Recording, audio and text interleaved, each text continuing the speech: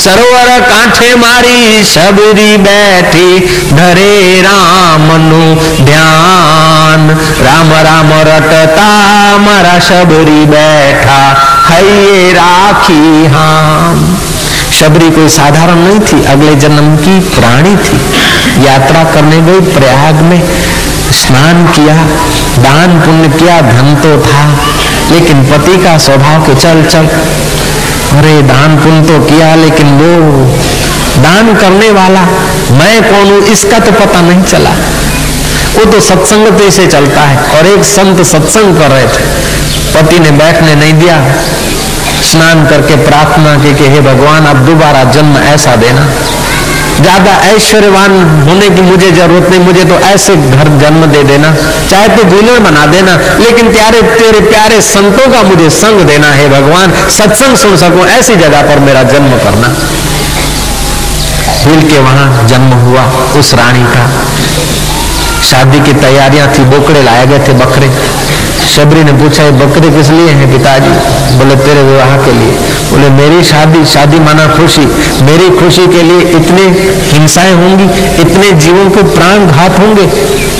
वो रात्रि को चल गई, पंपा सरोवर आई, सुबह पेड़ पे चढ़ के छुप के बैठती, भजन करती थी, और प्रभात को उठकर बुहारी कर देती थी। जहाँ भगवान के प्यारे संत जाते आते हैं स्नान आदि करने को, बुहारी कर लेती थी।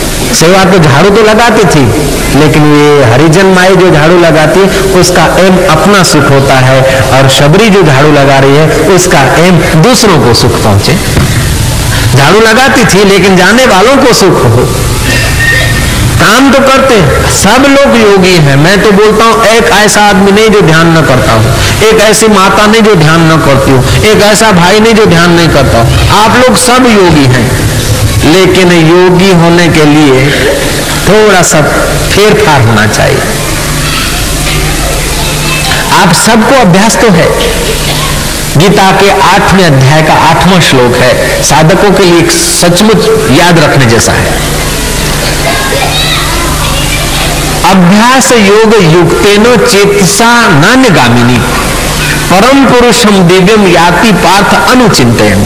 अभ्यास तो सब करते, रोटी बनाने का अभ्यास, झाड़ू लगाने का अभ्यास, गौ धोने का अभ्यास, दुकान पे जाने का अभ्यास, बच्चे को बड़ा करने का अभ्यास, अभ्यास तो सबके पास है। वो हरिजन महिला झाड़ू लगा रही उसके पास भी अभ्यास है, और शबरी भीलन झाड़ू लगा रही उसका भी अभ्यास है, लेकिन शबरी भीलन का अपने सुख के लिए नहीं लगा रहे, इसलिए उसका झाड़ू लगाना अभ्यास योग हो गया और हमारा झाड़ू लगाना नौकरी हो गया। ऐसे कोई महिला भोजन बनाती है और दूसरी भी बनाती, वो तो पति के लिए बना रही, छोरों के लिए बना रही, ये उसका अभ्यास है। लेकिन छोरों में और पति में और छोरियों में मेरा भगवान है ऐसा समझ के बनाती है, अभ्यास योग हो गया।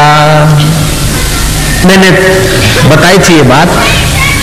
ये भाटे जो है ना वो भगवान के हैं, सूरज भगवान का है, जमीन भगवान की है, मिट्टी भगवान की है, तो मिट्टी से बनी हुई ईंट भी भगवान की है। तो घर जो बना किसका बना?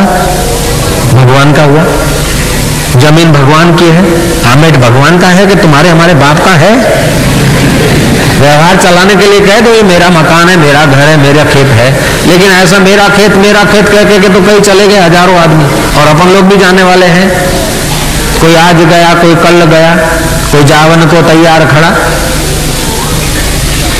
कोई जमीन भगवान की, सूरज भगवान का, बरसात भगवान की, ईंट भगवान की, चूना भगवान का, लोहा भगवान का, लकड़ भगवान का। आदमी ने थोड़ा बनाया। भगवान की वस्तुओं में से आदमी ने थोड़ा सा इधर उधर उपयोग करने की कला ले ली। बाकी एक राई का दाना अथवा एक रेती का दाना भी मनुष्य की अपनी कृति नहीं है, वो सब भगवान का है। जब घर भगवान का, अन्न भगवान का, तो अन्न खा के जो तन बना वो भी तो भगवान का। तो बेटे भगवान के हुए कि तुम्हारे हुए? बेटे भगवान के, बेटी भगवान की, तो पति किसका हुआ?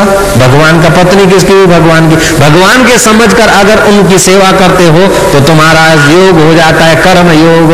लेकिन मेरा बेटा, मेरी पत्नी, मेरा पुत्र, मेरा मेरा मेरा मेरा मेरा मेरा मेरा करके हमारा हमारा अपने आप को मारा, हमको मारा हमारा।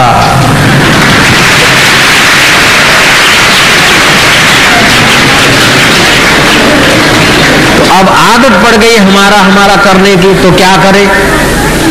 आदत पड़ गई है हमारा हमारा करने की, और हमारा हमारा करके अगर बच्चे को सुधारोगे ना, इतना नहीं सुधारेगा। ठाकुर जी का ऐसा करके सुधारोगे ना, सुधर जाएगा। तो क्या करें कि जिसको आप हमारा मानते हैं उसको तो मान लो ठाकुर जी का, प्रभु का, भगवान का, ईश्वर का, और जिनको तुम पराया मानते हो उनको अपना मान लो। अपना मानना ही है तो जिनके साथ तुम्हारा ब्लड रिलेशन नहीं है उनको तुम अपना मान लो, आपका कर्म योग सिद्ध हो जाएगा। जिनको अपना मानते उनको ठाकुर जी का मान के उनकी सेवा कर लो, आपका कर्म योग सिद्ध हो जाएगा। तो जो अपने हैं, जो जिनमें ममता है, उनको तो ठाकुर जी का समझ के उनको पढ़ाओ, लिखाओ, पालो, पोषो। लेकिन जो अपने नहीं हैं उनको अपने मान लो। मानने की आदत है ना अपना मानने की, अपने मान लो। महाराज आपका कर्म योग सिद्ध हो जाएगा। ओम ओम ओम। तो ये अपेक्षाएं जो है ना आपकी व्यक्तिगत अहंकार पोषने की, जैसे किसी का बेटा हूं मैं, महावीर किसी के पुत्र हैं, बुद्ध किसी के पुत्र हैं, कबीर किसी के पुत्र हैं। किसी का बेटा अगर साधु बनता है ना तो हम लोग प्रणाम करते हैं, सिर झुकाते हैं। लेकिन अपना बेटा जब साधु बनने जाता है तो हम लोग रोते हैं। क्यों रोते हैं? अपना बेटा अमेरिका जाता है तो छाती फुलाते हैं, मेरा बेटा अमेरिका रिटर्न होगा। अहंकार को पोषण मिलता है। अमेरिका जाता है तो पैसे भी देते हैं, चिट्ठियां भी लिखते हैं, पासपोर्ट के लिए और वीजा के लिए उस बेटे के साथ भी दौड़ते हैं। लेकिन बेटा जब आत्म साक्षात्कार को जाता है तो माँ बाप रोते हैं। क्यों रोते हैं? कि ममता रोती है। वहां अहंकार पोषित नहीं होता, वहां अहंकार विसर्जित होता है। अहंकार विसर्जन में ये प्राणी रोता है और अहंकार के सर्जन में ये प्राणी खुश होता है। और सचमुच हो तो अहंकार सर्जन ही प्राणी का विनाश है, अहंकार विसर्जन ही प्राणी का उत्थान है। इसलिए धर्म की शुरुआत होती है, आप मंदिर में जाओ, सिर झुकाओ, बाबा जी के पास जाओ, सिर झुकाओ, कोई व्रत रखो, सिर झुकाओ। सिर झुकाने से मंदिर के भगवान को कोई लाभ नहीं होगा, बाबा को कोई लाभ नहीं होगा, उनको तो खतरा है। अगर समझ के बैठे हैं तो ठीक है, ना समझ के बैठे तो लोग इतना सिर झुकाते हैं तो अपना अहंकार जागृत होने की संभावना है। प्रणाम लेने वाले को ज्यादा खतरा है, प्रणाम करने वाले का तो खतरा मिट रहा है, लेने वाले को खतरा है। लेकिन धर्म की शुरुआत होती है झुकने की, प्रणाम करने की, क्योंकि हमारा जो बना हुआ है ना वो विसर्जित। तो सनातन धर्म का अर्थ नहीं किसी व्यक्ति ने द्वारा बनाया हो। सनातन माना जो जिसका किसी व्यक्ति ने, किसी ऋषि ने, किसी अवतार ने स्थापना नहीं की, जो अनादिकाल से है उसको सनातन बोलते हैं। और सनातन धर्म केवल हिंदुओं का ही नहीं, सनातन धर्म कोई सिंधी या गुजराती या पंजाबी या जैनियों का नहीं। सनातन धर्म का जो सत्य है वो प्राणी मात्र के लिए है। अच्छा, उस सत्यों का अवलंबन लेकर एक शाखाएं बनी, उनको हमने पंथ कहा, धर्म कहा, मत कहा। मत होता है मति का, और मति का रूपांतर होता है। 2000 वर्ष पहले जो मानवी की मति थी वो अभी नहीं है। इसलिए 2000 वर्ष पहले जो नियम बनाए थे ना, वो अगर अभी नियम बनाते तो आदमी पाल नहीं सकेगा। बाहर से दिखावा करेगा, अंदर छुप के वो आलू की सब्जी खा लेता है। जैन साधु मित्र आते हैं तो अपने आश्रम में तो कभी कभी आलू भी सब्जी में आते हैं। तो जब जैनी भक्त आ गए तो आया कि आशा गमड़े नहीं आड़ू आको, दूसरी सब्जियां ले गए। और जब जैनी मित्र चले गए फिर आया कि बोलो साथ बनावे छे बता दो, बाप जी ने भावे छे मने भावे छे लाओ। तो क्या हुआ कि वो 2000 वर्ष पहले के मानवी की जो आदत थी, पहले की जो सुविधाएं थी, पहले की जो शरीर व्यवस्थाएं थी, आज वो शरीर की व्यवस्था नहीं है, इतना शारीरिक बल नहीं है, इतना समाज की शुद्धि नहीं है कि वो भिक्षा रास्ते में मांग के बेचारे खा ले। इतना शारीरिक, व्यवहारिक, सामाजिक नियम 2000 वर्ष पहले जो नियम बने हैं वो मत, उस वक्त का मत वो अच्छा था। लेकिन अभी के आदमी की योग्यता देखकर कुछ फेरफार को स्वीकृति देनी पड़ती।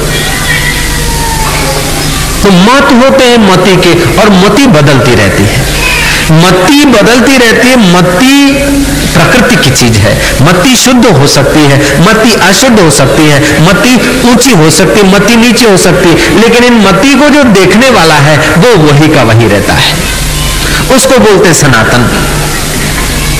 मति को जो देखने वाला है, जो मेरी मति को देख रहा है वही बुद्ध की मति को देख रहा है, जो मेरी मति का साक्षी है वही महावीर की मति का साक्षी है।